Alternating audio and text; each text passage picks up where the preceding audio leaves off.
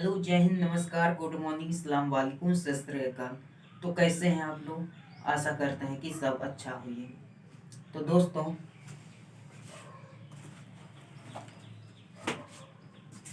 आज हम लोग इस वीडियो में फंडामेंटल राइट के बारे में पढ़ेंगे, यानी कि मूल अधिकार के बारे में जानेंगे।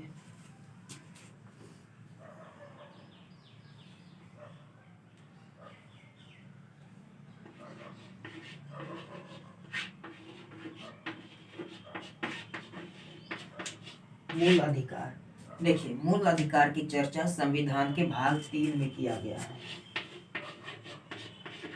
भाग 3, तो भाग 3 में अनुच्छेद 12 से लेकर के 35 तक, यानी कि अनुच्छेद 12 से लेकर के 35 तक मूल अधिकार की चर्चा किया गया है संविधान के भाग 3 में। तो अनुच्छेद 12 में क्या कहता है? देखिए, सबसे पहले मूल अधिकार जो है, मूल अधिकार ये जन्म से ही मिल जाता है। जैसे नागरिकता हो गया, ये 18 साल के बाद मिलता है। और मूल अधिकार हो गया, ये जन्म से ही मिल जाता है, इसलिए मूल अधिकार को नैसर्गिक अधिकार भी कहते हैं और मूल अधिकार को मैग्ना कार्टा भी कहते हैं। तो संविधान के किस भाग को मैग्ना कार्टा कहते हैं? भाग 3 को। तो संविधान के भाग 3 को मैग्ना कार्टा भी कहते हैं, याद रखिएगा। और मूल अधिकार को नैसर्गिक अधिकार कहते हैं।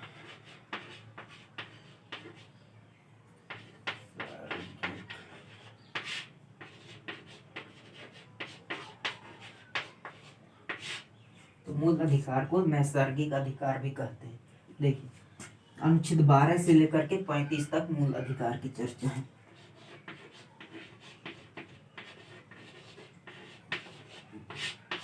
देखिए दोस्तों, अनुच्छेद 12 में मूल अधिकार की परिभाषा की चर्चा है। तो अब देखिए, मूल अधिकार की परिभाषा क्या है। देखिए, अब जैसे कि देखिए, यहाँ कहा गया है कोई भी राज्य, यहाँ राज्य का मतलब स्टेट होता है। स्टेट, याद रखिएगा, यहाँ ये बात एक समझने वाली बात है कि स्टेट क्या होता है। अब आपको लगता होगा कि स्टेट मीन्स राज्य, मतलब यूपी बिहार वाला राज्य। तो ये यूपी बिहार वाला राज्य की चर्चा नहीं। तो ये स्टेट का मतलब होता है कि वह जो अपना कानून बनाने के लिए स्वतंत्र है। जैसे कि रेलवे हो गया, बिजली विभाग हो गया। बिजली विभाग अपना कानून बनाने के लिए स्वतंत्र है। रेलवे अपना कानून बनाने के लिए स्वतंत्र है। बीसीसीआई हो गया, यूपीएससी हो गया, एसएससी हो गया। तो ये सब जो है अपना कानून स्वयं, यानी कि अपना कानून बनाने के लिए स्वतंत्र है। तो ये सब अपना कानून बनाता है। तो ये सब हो गया स्टेट। तो कहा गया है कि कोई भी स्टेट ऐसा कानून नहीं बनाएगा जिससे कि किसी दूसरे व्यक्ति के मूल अधिकार प्रभावित हो। तो इसकी चर्चा अनुच्छेद 12 में है। तो मूल अधिकार की परिभाषा, तो अनुच्छेद 12 में मूल अधिकार की परिभाषा है। और अनुच्छेद 13 में अल्पीकरण,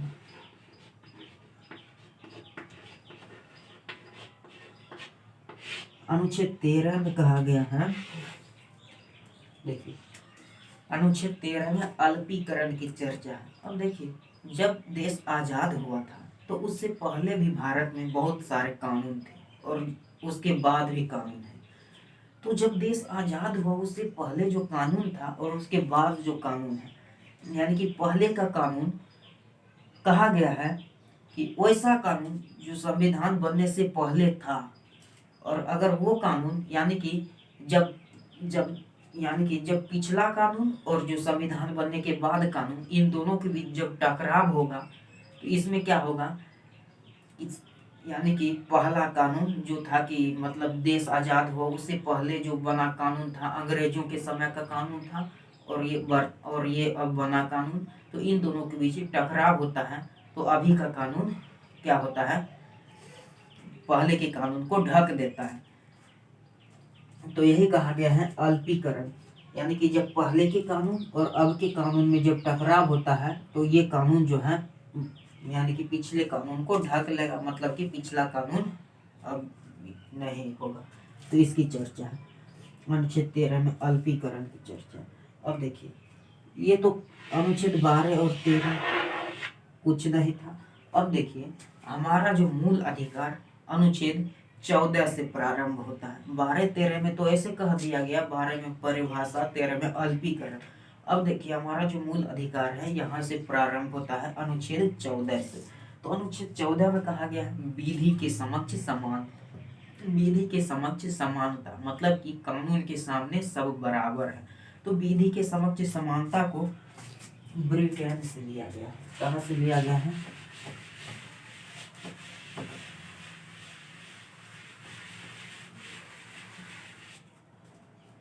यानी कि विधि के समक्ष समानता। तो अनुच्छेद 14 में दो बातें कही गई, पहला विधि के समक्ष समानता, दूसरा कानून का समान संरक्षण। तो विधि के समक्ष समानता जो है ब्रिटेन से लिया गया, ब्रिटेन से।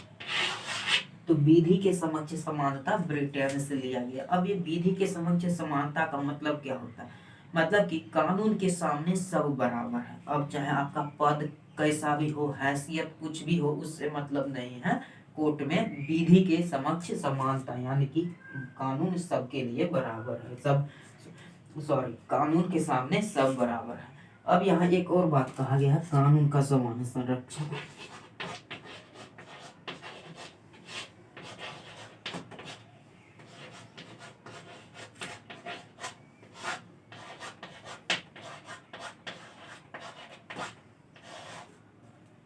कानून का समान संरक्षण ये जो है अमेरिका से लिया गया। तो कानून का समान संरक्षण जो है अमेरिका के संविधान से लिया गया है और विधि के समक्ष समानता ब्रिटेन से लिया गया है। कानून का समान संरक्षण यानी कि कानून जो है सब पर समान रूप से लागू होगा। तो कानून सब पर समान रूप से लागू होगा, इसका मतलब हुआ कानून का समान संरक्षण। और विधि के समक्ष समानता का मतलब हुआ कानून के सामने सब बराबर है। तो ये था अनुच्छेद 14 में ये दो बातें कही गई है, विधि के समक्ष समानता जो कि ब्रिटेन से लिया गया है और कानून का समान संरक्षण जो कि अमेरिका से लिया गया है। तो ये था। उसके बाद अनुच्छेद 15 में कहा गया है, अनुच्छेद 15 में कहा गया है लोक नियोजन में समानता मतलब कि सरकारी नौकरी में समानता। तो अनुच्छेद 15 में लोक नियोजन की समानता की बात कही गई है। उसके बाद अनुच्छेद 16 में कहा गया है किसी भी व्यक्ति के साथ जाति, धर्म, लिंग, जन्म स्थान के नाम पर भेदभाव नहीं किया जाएगा। तो अनुच्छेद 16 में कहा गया है किसी भी व्यक्ति के साथ जाति, धर्म, लिंग, जन्म स्थान के नाम पर भेदभाव नहीं किया जाएगा। तो ये बातें अनुच्छेद 16 में कहा गया है। और अनुच्छेद 15 में लोक नियोजन में समानता और अनुच्छेद 14 में विधि के समक्ष समानता, कानून का समान संरक्षण। एक बार फिर से बोली। अनुच्छेद 12 में मूल अधिकार की परिभाषा है, अनुच्छेद 13 में अल्पीकरण की चर्चा है, अनुच्छेद 14 में विधि के समक्ष समानता है। देखिए अनुच्छेद 14 से लेकर के और 18 तक यानी कि अनुच्छेद 14 से लेकर के 18 तक को कहते हैं समानता का अधिकार।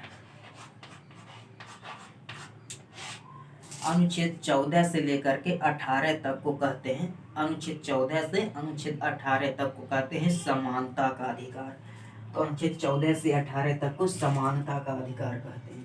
अब बोलिए फिर से। अनुच्छेद 12 में कहा गया है मूल अधिकार की परिभाषा, अनुच्छेद 13 में अल्पीकरण की चर्चा है, अनुच्छेद 14 में विधि के समक्ष समानता और कानून का समान संरक्षण की चर्चा, अनुच्छेद 15 में लोक नियोजन में समानता और अनुच्छेद 16 में कहा गया है जाति, धर्म, लिंग, जन्म स्थान के नाम पर भेदभाव नहीं किया जाएगा। तो अनुच्छेद 16 तक आज हम लोग पढ़ेंगे और ये याद रखिएगा कि अनुच्छेद 14 से लेकर के अनुच्छेद 18 तक को समानता का अधिकार कहते हैं।